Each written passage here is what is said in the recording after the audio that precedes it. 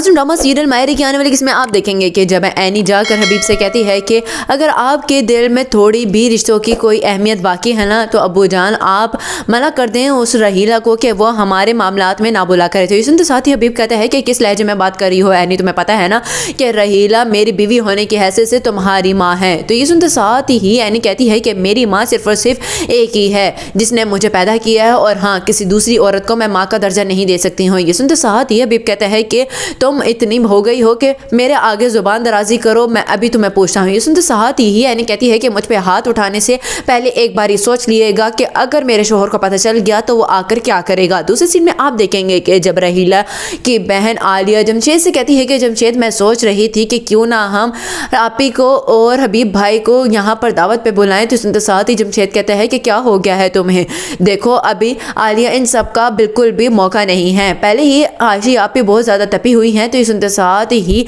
आलिया कहती है कि यानी कि आपकी बहन की वजह से मैं अपनी बहन की सारी खुशियाँ ऐसे ही अधूरी छोड़ दूँ, मैं ऐसा नहीं कर सकती हूँ।